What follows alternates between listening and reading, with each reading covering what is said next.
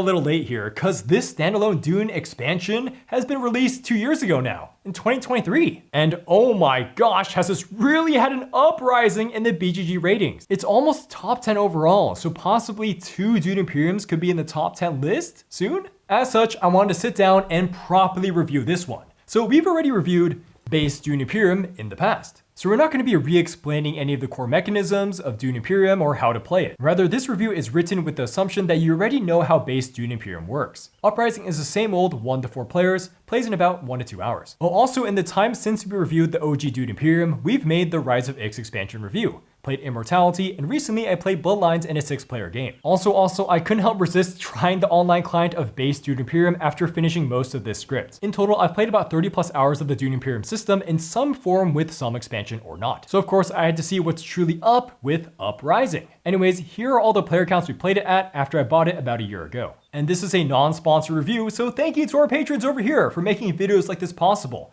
It took a lot of research to make this video, okay? A lot of research and just writing. Anyways, now let's get to the what's new? Okay, so there's quite a bit of things, so here's the 2 main ones for now. 1. Sandworms. They're a type of troop you can summon to a fight by spending these make your hook tokens off of certain locations. Worms are worth 3 strength, and if you win first place in the conflict, you get double the rewards. Double. 2. Spies. Everyone has 3, where if you get the symbol, you place 1 down in a spy space on the board. You can see how 1 spy space can correspond to multiple locations. Pick carefully because you can later remove it to place a worker if your opponent is there. Or you can remove the spy once you place a worker in its region to draw a card. Other new things are new cards, and now there's this new discard symbol that they took from the expansions. You also have these new leaders. You also have tweak spaces on the board. So we'll get onto that in the pros. This has the same great components as Dune Imperium, like the card quality and the wooden pieces. So what about the new stuff? The shield wall, which interacts with the worms, is a nice clear marker of territory it shields. You can line up these connecting lines. Neat. There's new wooden components for spies. They're great. And then there's wood for the worms, or you can use these 3D plastic for the worms. Oops, yeah, that's a better way to position them. Did someone say Uprising? But cool, don't often see non-crowdfunded games giving a wood alternative with a mini. Normally they just give you a standee. Lastly, for components, the rulebook is sweet. I mean, again, I disapprove of this square sizing, but what's written inside is clear as always. And there's also a great way to learn coming from the base game. Just read the brown boxes. So now you know you can mostly just skip entire pages, saves so much time, and lets you just buy this box on a whim and play it almost right away. Gameplay pros time. That is gameplay pros over the Dune Imperium base, and let's start with the leaders. You now have 9 as opposed to 8 in base. They're a little bit more nuanced, so you can do a little bit more thinky about your asymmetry exploitation. Of course, you got the basic bro complexity 1 guys, which give you a simple reveal bonus, boon, and then the signet ring just gives you a resource. Much like base games, yeah, I just get a resource, woohoo. But there's even some level 1 complexity ones that play with the new spies. Fade lets you choose to take back a spy to add daggers. He even has a minigame track to choose what you get sometimes. I mean, compare that to base game's other House Harkonnen, Beast Raban, who will just give you troops. I mean, that's elementary. Back to new, Marco Fenring lets you play spies off her signet ring, and that can be good to get those spy places early, but more on spies later. For more complexity, Princess Urlan lets you deck build off her signet ring, or Mother Jessica can spend a water to double the effects of some diplomacy spaces. Wow, you can do it again. There's such a sharp tick up in complexity with Staban Tuek, who is all about spies, letting you place a spy as a signet ring, and depending on where you place it, you can spend resources to get resources. Then if someone else sends an agent to a maker board space he's spying on, 1 free spice, woohoo! To balance out this engine, you remove diplomacy from the starting deck. Makes sense, and that change to a 9-card deck alone is worth playing him for a new starting experience. So overall, I'm not saying they're strictly better than base games, but they're more nuanced for sure, which does add more strategy and brain-bendy signet ring drops. Speaking of replayability, we got all these new cards, and all the buyable cards, all of them are all new. The only buyable card that is very similar is not even in the Imperium row, it's the one you can always buy here. The Spice Must Flow. So this is now treated as a Spacing Guild card, so you can deck build around it using these other cards now in the game, which make you discard Spacing Guild cards. Hooray, now Spice Must Flow isn't as dead in your deck even after you get its VP. Before we delve into the abundance of all the cool cards in this game,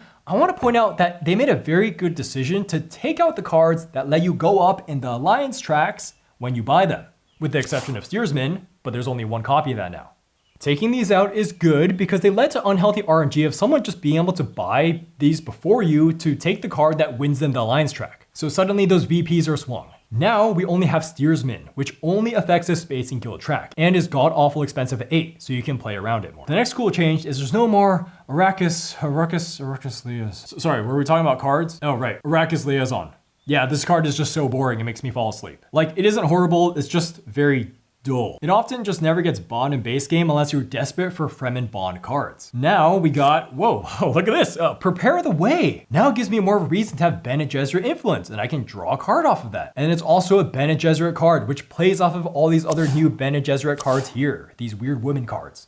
Another cool thing about the cards is that some of them now on the left side target your spy locations, making the card's value constantly change as you place and remove spies. But also the buyable cards just feel way more colorful because all of them, with the exception of 7, now belong to an archetype. Now you can just deck build in more interesting ways, especially with those low tier cards. Because some of those low tier cards in base game, like Assassination Mission, boring. Or how about this, Dr. Yue?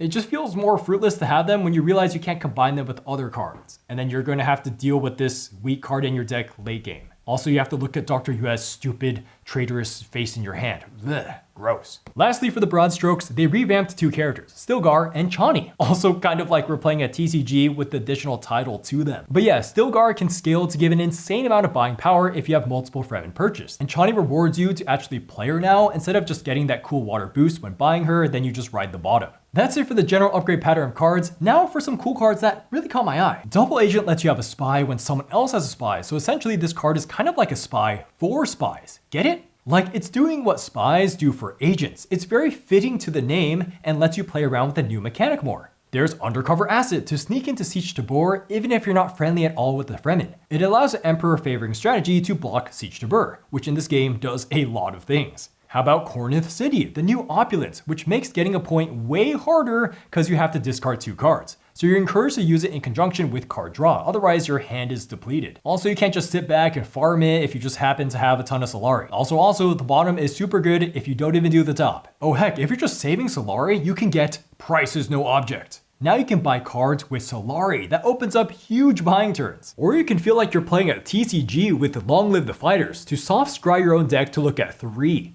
You draw 1, discard 1, and trash 1. Man, this feels like prescience. Okay, no more gushing about cards. You'll see more cards later in this video, but now let's talk about this board and the meaningful differences here versus the predecessor board. The most important fix, the one that our group immediately realized, is that Highliner no longer gives you 2 water for going on it. It doesn't give you any water now. Now it's still good, don't get us wrong. You can go there and you can put up to 7 troops in a single combat. That's 14 strength. And you get to move up the track, which is nice. But before, it gave water. So then you could go to Highliner, put down a bunch of troops, and you have water to later get spice on the board. Then you could spend those spice to later do Highliner again. You can kind of see where this is going. Highliner, get spice, get Highliner, get spice. Other spaces on the board just have way more utility overall. They feel a lot more evenly balanced and flexible for more worker placement decision making and ultimately more strategy. Before, if you didn't get the main strong ones, you clearly got subpar ones. Like now, Rally Troops is way stronger by giving you troops if you have no Solari,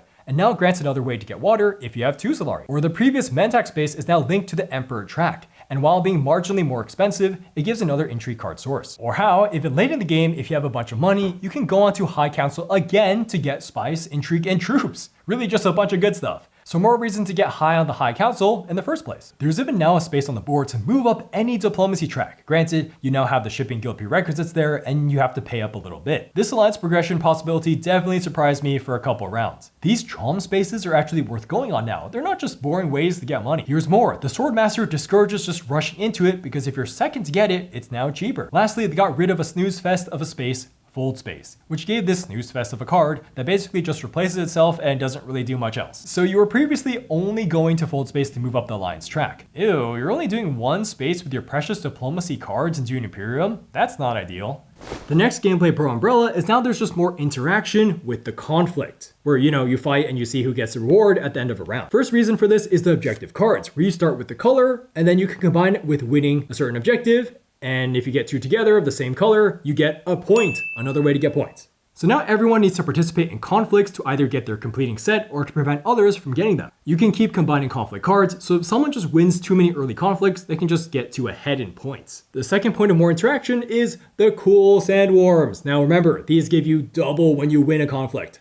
double. No, this is crazy because a conflict 3 victory that normally gives you 2 points now might give you 3 or possibly 4. That's like almost half the amount of points you need to win. And it's not suddenly, oh, OP worm just rides out of the sand to maul people. Others can see them coming as the person has to get the maker hooks. And the worms are only 3 power, meaning that in the effort it takes to commit them, someone could have easily gone 2 troops, aka 4 power. Of course, more on this theming later, but it does allow for proper counterplay. Still, worms are really this go big or go home approach that requires the worm user to properly plan for and then unleash the worms to get a ton of benefits to win the game. Last gameplay pro is the spy mechanic, and there's a lot of nice stuff here. So it's almost like another type of mini worker placement as you have 3 of these spies, and you place them first come first serve in these spy areas on the board. Then you're deciding whether or not to take them off with the built-in boon of sharing a space with an enemy, or with the built-in boon of taking them off to draw a card, or you can also take them off as a kind of resource to pay for other effects in the game. The decision alone to take it off when you go there to draw a card or maintain the spy there is a great planning moment. It's another source of card draw to think about your deck mid-round, nice. And spies can only usually leave by you removing them, so you're thinking about how useful that space will be later on if you just want to stay there, keep spying. It can stay there usually permanently if you want. The spies are also a fantastic way to let multiple people go to the uber strong spaces late game for more drama, especially when you have spies being taken off because you want that card draw. Maybe you think no one else is going to go there, and then someone else does put a spy there and shoot, now they have access to Highliner. Uh-oh, you misplayed. So you can have multiple locations activated every round without needing abilities to take off agents. Or in base game, there was that one guy, Kwisatz Haderach, that deck building card, which there's only 1 copy of, and only 1 person can do it because there's only 1 copy of it. And that copy might not even come up in your game. Essentially, the spies just progress the board more late game and continually give more options as a dual use, worker, helper, and resource payment for many intrigue and buyable cards. Now for some other miscellaneous pros, you got the 1 to 2 player count being revamped nicely. So now you have these individual cards for each of the rivals or bots. And this tells you exactly what to do instead of base game where you just had to reuse the leader card. Oh, you also have some leaders from base game available. That's nice. Now the rival getting a Swordmaster isn't some weird fitting the Swordmaster within the conflict deck and the bots get it at some point. Oh, that was weird stacking. Now they just choose to purchase it based off of the rival card. Rivals now have their own unique signet ring and spy interactions. So yeah, Uprising definitely has a lot of replayability and more replayability than base Dune Imperium. Not only are the solo and 2-player modes better with the better rivals, but you even got a 6-player mode now, a 3v3. Okay, I'm not covering this too much because I only played it once with Bloodlines. I do have some theories on it, but it definitely works. Like, the mode works. Yeah, I mean, more on this later, but the fact that this exists to give another mode is just nice. Cons. For component cons, just like base Dune Imperium, we recommend getting a couple plastic bags to help you fit all the components. But now we can just slide easily into theme cons. Okay, so there's more things in Dune Imperium Uprising, but some of these new things are very unthematic to the point that they're very counterintuitive to Dune. Like sandworms. Why are the sandworms all fighting each other? Or how is the bad guy Harkonnen, who has been continually bothered by sandworms, suddenly be able to have his soldiers ride them? What? Or how come the sandworms only have 1 strength more than a troop? What, aren't they supposed to be like unkillable or the size of multiple buildings? Oh right, because making them too strong would not work in a Euro. So why does winning with a sandworm actually give you double the rewards, like double the Solari? What? Don't think about it, right? But wouldn't it make more sense for them to give you a point when you win with them in combat? Just a point, instead of doubling things. The sandworms are also reliant on the new shield wall blowing up, and the shield wall blowing up is just a thing that happens. It can feel pretty often arbitrary because it just happens from so many different sources. And remember in the lore when the shield wall blowing up was such a surprise and had immediate ramifications? Here it just happens. It doesn't matter about the agents or troops or anything really. Whatever, it's just like sandworms from players of the same house attacking each other. It's just abstraction. Maybe there could have been some type of nuke card or ability that triggers it, or timer like someone hitting 6 VP. Like, can you imagine Frank Herbert playing Dune Imperium Uprising and seeing these sandworms in action? He would be so confused. He'd be so shocked. Well, that is, if he wasn't so high on shrooms that he would just be looking at these cards and spacing out, oh my god. My son should write better books. Maybe if he ate some of these nice silica gel packets included, he could see more of the truth. But Frank Herbert will make a return later in this review. Other unthematic thing is this entire optional mechanic called the Chome contracts. So yeah, we're mixing thematic cons with gameplay cons now, but again, this is optional, so this isn't a big deal. But all our games were with it, so we do want to talk about it. So this mechanic actually doesn't really add that much. So they are side missions for you to do, where if you get this symbol, you get one of the 2 contracts shown on the board. You fulfill them by just sending a worker to that space, and then you get the reward, and it's considered completed. But it's essentially just bloat. Like, it gives you an extra generic reward to go on a space later, so while previously dutiful service would give you 2 Solari, now you're getting something better, but it's delayed, if you happen to go on that space later. Seeing how in Dune Imperium the action economy is already so tight, these contracts don't drastically change your plans, so they end up being delayed gratification that don't really do much else. And you can get something off of some deck built cards if you complete 4 contracts, but that's the exception to the rule. There's also some slight unhealthy RNG, as there's only 2 out at a time, and then some are definitely easier to complete than others. But I'm not really gonna harp on this too much here. If you liked Rise of Ix's tech tiles, which you could buy with Spice to give you new abilities, then yeah, you won't have a problem at all with these Chom contracts. But I do want to talk about this contract that gives you 2 Solari immediately, like immediately. This is a weird addition because it makes the timing of completing a contract much faster. This should read at least, get 2 Solari the next time you place a worker down. That would help remove a lot of confusion. Now getting back to the theme, let's look at what the Chom Company actually is. So according to the rulebook, the Chom Company is a massive commercial organization that spans the Imperium. Okay, so they're basically like modern day Amazon, but what does modern day Chom Amazon get from you going to certain spaces on the board? You could really make up any vague reason because it's not rooted in anything meaningful.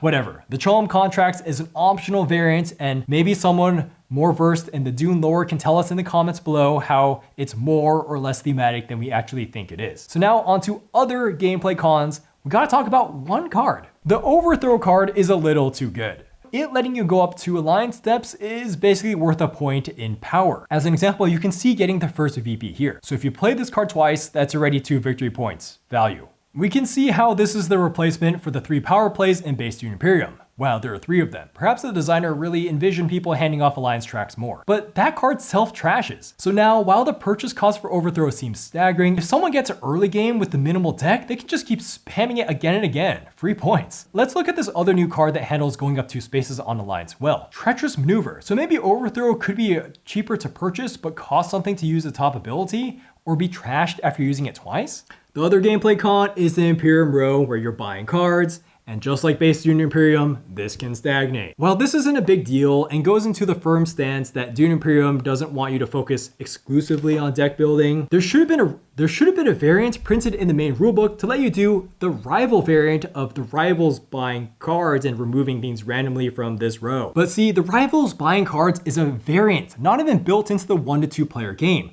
So yeah, 1 to 2 player deck building can stagnate hard. And upon my research, the designer just wants the Imperium row to stay put. It just makes deck building not feel as dynamic as other deck building games and forces you to pivot to use reveal turns for other things. But maybe you could spend 2 buying power to wipe 2 cards from the buying area. Again, not sure on the numbers. It just feels bad to not buy anything for maybe the 2nd or 3rd round in a row.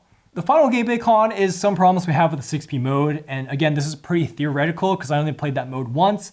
So yeah, if you're not interested, just jump ahead to scoring below. Okay, let's go on. Basically what happens in this mode is that you split the game into a 3v3, where one side is a Fremen team and the other side is the Emperor team to try to get the most points. You first flip over the main board to have a slightly modified board, which has more spaces, but more importantly, the space to trade resources with your team. Each team has a commander, which is someone that doesn't participate in combat themselves, and instead has their own separate alliance track to go on and has a heavily modified deck with some strong cards. Like muad'dib has a way to spawn a sandworm in his starting deck. Then the other 2 players play the game basically as usual. When a commander goes, they place down a token with an arrow that activates their teammate, which gives them any specific benefits they themselves cannot get, like troops or moving up an alliance track. Game ends when someone hits 10 points, and then you do point scoring normally at the end, except that you add up your team's points together. So first of all, there's some extreme downtime potential because it's basically the same game, but you just added 2 more players. And these 2 extra players aren't really playing the full game. They don't participate in the interesting conflict, and also they don't participate in these alliance tracks themselves. Yes, while their starting deck is technically more interesting, it's just not quite enough to compensate, especially as the game gets to the mid to late game. And the Commander Swordmaster is only 1-time use. Like, what the heck? That's so unsatisfying for the mid to late game when other people have 3 actions. Anyways, the 3v3 is still playable, but just not really a high recommendation from us. And it just starts to stretch the Dune Imperium system by making it a team game. Like, once one team gets super ahead in this, there's pretty much no way for the losers to catch up because there is no catch-up mechanic in Dune Imperium. Imperium, especially if your team is all in last place. That's just how it is. So yeah, if you and your group are currently really in love with Dune Imperium,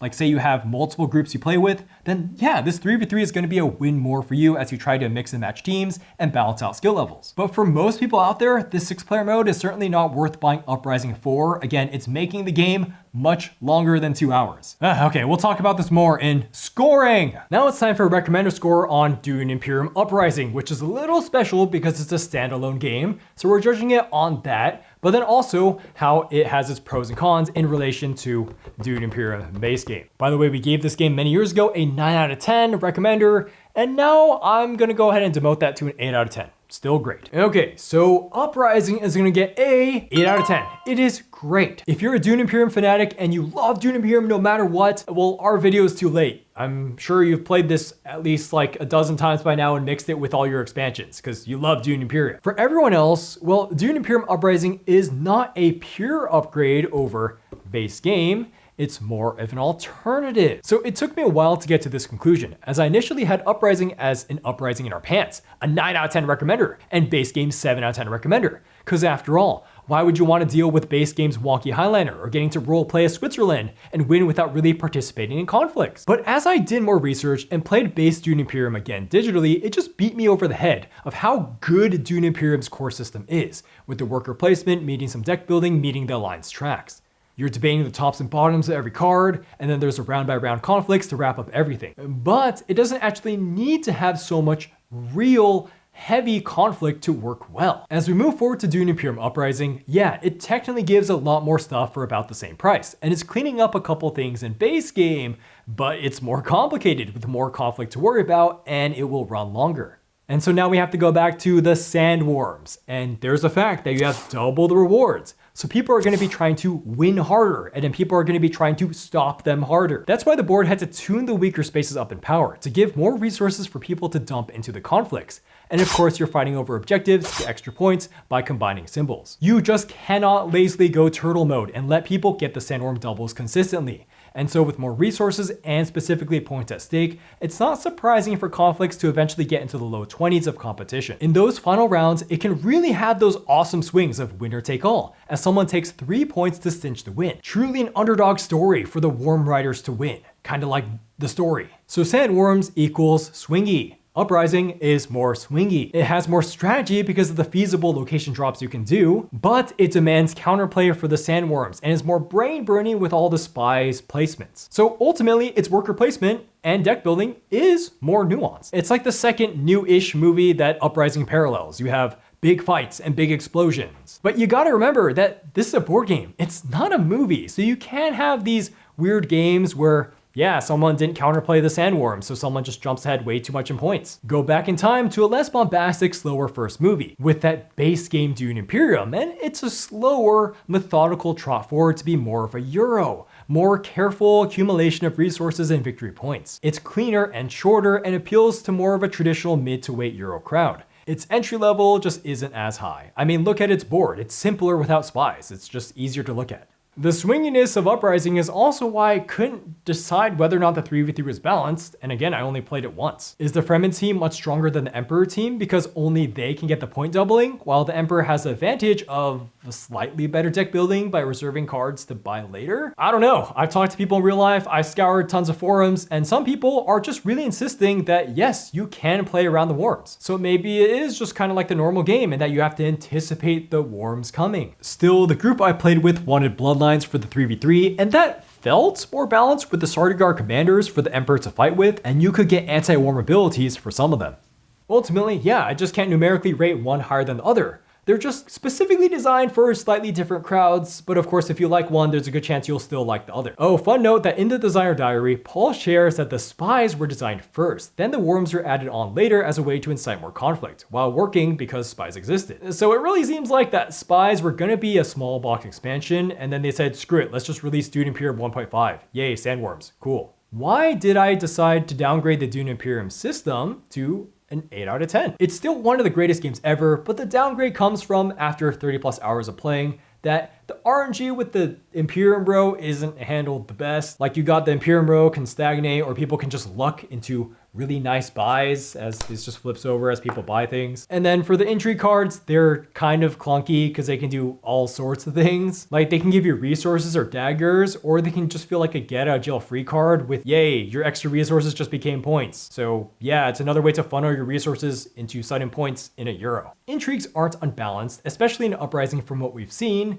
I mean, base game's plans within plans was still too strong though. But contrast all these little mechanical qualms to a 9 out of 10 recommender score game like Wondrous Creature, which has 0 weird mechanical hiccups. Oh, also Dune Imperium's point scoring idea is kind of weird the more we thought about it. Could you imagine how Frank Herbert would feel about someone winning the game while someone else had all 3 core locations on the planet controlled? I mean, don't they still control the spice, so they should win the game? This could be more theme-meaning gameplay for a more thematic Dune Imperium, but that's not what this game currently is. Okay, enough Frank Herbert. If you didn't like Dune Imperium before because you thought it was too dry or didn't have enough deck building for you, yeah, Uprising doesn't change the game enough to save it for you. Maybe go play Dune Conquest or Dune Warfare Arrakis 2-player. But if you felt like Conflicts didn't have enough conflict and thought the board was a little too black and white, this could be for you. Also, if you play a bunch of 1 to 2 player Dune Imperium, that could just be enough to get Dune Uprising because of how much cleaner the rival system is. But I'm sure people are gonna ask, oh yeah, I know these are both 8 out of 10 recommenders, but which one's overall better, right? Like put them in order, give me a number 1, number 2. Uprising is gonna be slightly more of a recommendation from us. But definitely Dune Imperium base is still worth getting. Like if you haven't played Dune Imperium at all and you know that your group isn't too into heavy games or something too long, maybe you're looking to take the next step after Catan, then get the original first. It's simpler and does allow for solitaire play. Then you can always add in Uprising after, or just buy an expansion, or another expansion. There's just so many ways to play Dune Imperium. And I don't even think this is a bold take anymore, that at the time of this video's release, that is June 2025, that the Dune Imperium system is the most played worker placement game of, I wanna say the last 3 years, but probably of all time. Like people are playing this constantly. People are playing it 1 to 2 players, 3 to 4 players. Now you have the 3v3. People are playing digitally. Yeah, Dune Imperium, people are playing this a lot. I'll say Dune Uprising to me is kind of like the second edition of Dune Imperium. So I've played Dune Imperium, the first edition, maybe like 5 times, and I've played this game twice. So not very much. I do like Dune, played a lot of Dune games, mostly video games. And this game, it's probably like a 7, maybe? I haven't played it enough to properly say how I feel about it. There's a lot of things about it that I find too abstract. A lot of the locations that you're sending agents to, a lot of the ways you get victory points, even victory points themselves, it's all just like mana. You accumulate blue mana, which you turn into orange mana, which you turn to gray mana, which becomes yellow mana. When I am interested in playing a Dune game, I want intrigue and politicking. You know, this game, it does have that. It has intrigue cards, but usually, in my experience, you don't really talk with your other players that much. I do like the alliance tracks of the 4 groups. I just enjoyed the dopamine hit of taking my worker and putting it on a location and being like, ooh, now I get 5 Solari and I can go up on my little track, which means I get a victory point with the Fremen or whoever. But there's so much in it. There's so many like different locations you can send your workers. There's so many different cards. I haven't even seen all the cards be used in the base game, so I really don't know if I'm even ready to play Uprising yet. But yeah, I don't really see a reason why I would play Uprising, the second edition, over the original version of Dune Imperium, because I don't really care about any of the stuff that this game is adding that much. I am not good enough at the game to say whether a location is balanced or not balanced, or, you know, like, is it a good idea to go here or not a good idea to go here? I don't know. I haven't played it enough. I don't really care that some of the locations had their effects changed, along with some of the other mechanics, like the worms being added. The Harkonnens are never attacking the Atreides with worms, so that feels like it's kind of silly, but whatever. It's just like a strong unit, I guess. But the fact that the Sword Master costs 8 on the first run and then 6 on subsequent runs, I'm sure makes the game better. It makes it so it's like easier to catch up if you're behind if you don't get the Sword Master early, but I don't know. I just never played the game so much that it became like so super competitive that, everything has to be optimized to its complete logical extreme, to its logical conclusion. And I don't really like spies in Uprising. I think they're missing something. Like, to me, if you're spying on someone else, that shouldn't mean that you can join them in the same location. That doesn't feel right. To me, it seems more like if you're spying on someone, that should be because you're trying to plot against that person. Spies should be like a thing you put down on the board, which discourage other people from going to those locations because they don't want to reward your spying in that way. So spies would be more like a denial tool. As I said, putting workers down, winning conflicts and getting big rewards is very satisfying. It's just not really what I want out of Dune very much. It kind of sometimes does Dune stuff that's cool. I'd rather a game like this that is really long and maybe some would say very bloated and overwrought and takes 8 hours to finish and you have like 12 people playing it. That would be cool. But I can't deny that this game is very fun. Very fun. Wow. Yeah. Very fun. Okay. Yeah, it's very fun, but I don't think it's fun because it's Dune, is basically my point. I think it's fun because the mechanics of the game system are just really solid.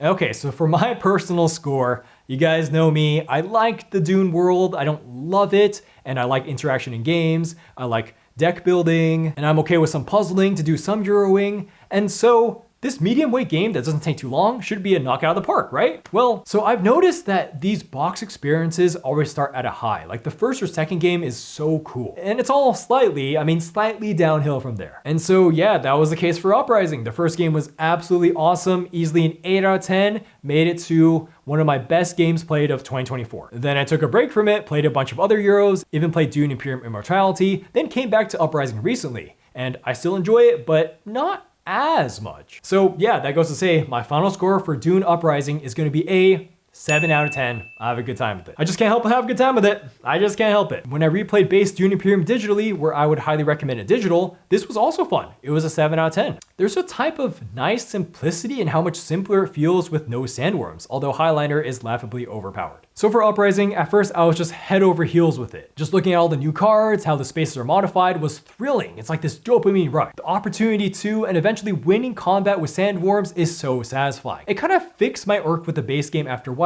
that the conflicts feel dry and don't matter enough. I have enjoyed a nice solo game of Uprising after that and had a fun steersman play with the Fremen Trasher Lady. Then I got Swordmaster unlocked for 4 actions a turn. It was beautiful. This was cleanly set up through Princess Erlen, letting me trash cards constantly. Nice. So yeah, needless to say, the game can peak hard. I still get so much enjoyment out of the minigame of looking at a card, then a space, then looking at the card's bottom, now looking at the viable cards again, then looking at the conflict, etc., the loop goes on. And look at all the new cards I have not yet personally used. Okay, but the real motivation to make this in-depth review is playing the Bloodlines plus Uprising at 6 players, and that took 4.5 hours, maybe even more. So after that slog, I just want to do a closer inspection of why so many people like Dune Imperium and why I like Dune Imperium. And the main thing I took away is that the more I thought about Dune Imperium, the more the nagging feelings for a lot of the central ideas bothered me more and more. Okay, so here we go, Debbie Downer moments. So 1, the conflict begins to feel like a chore because it isn't rooted in anything thematic. It's just, most of the game, someone is getting resources, which is thematically lame to play around. It truly is bidding troops, and once I heard the word bidding, I could never frame conflicts differently. 2, the cards are all really cool, but deck building combos don't really get fully realized until late game, if at all. Like sometimes you just have a lame deck, especially if the Imperium row sucks. I'm just kind of tired of playing dudes on the desert planet again and again, and having to trash daggers again. There's just not enough variability in the starting deck for how slow the building is. Also in some games, you end up having such a cool card like Corinth City, and you can only use it once, which is a bit of a buzzkill. I mean, again, sometimes with my Princess Erlen example, the deck building is really fun, so ultimately I would say it just doesn't feel consistently fast enough. Number 3, the 2 actions don't feel like nearly enough for each round. further making committing to conflict feel like a chore. So then it just feels better to get a Swordmaster, but then now that becomes a checkboxy thing. And then to put a big seal on it with a non-mechanical complaint is that, yeah, sure, sometimes the card drops make sense when you play them and you put a worker down. But then there's also so many abstracted cards or abilities of playing the card and then I get to bid troops, place more troops suddenly. And it's just like, I'm disconnected to what's going on. So then once there's enough abstractions that happen, I just totally disconnect with the theme and then just let the deck building abstraction just flood over me. Like when I'm looking at the cards, when I pick up this deck and look at it, yeah, it's great to look at. It feels thematic. But then when I'm actually playing them, not always so much. Like I've played Dune for Arrakis, and yeah, that actually felt like I was on the desert. But I'll be damned. After all my different player accounts playing this game, like I played this game over 30 hours, this Bene Gesserit Forsaken themeless game is still fun. In fact, I just found myself grinning during the final rounds of the last 2-player game I played of this. There were so many times I was just writing the script and thought, maybe I could just sneak in a quick 45-minute digital game of this. Dune Imperium is just knocking on the door of 8 out of 10. And man, making this review actually just makes me want to buy Bloodlines and review it.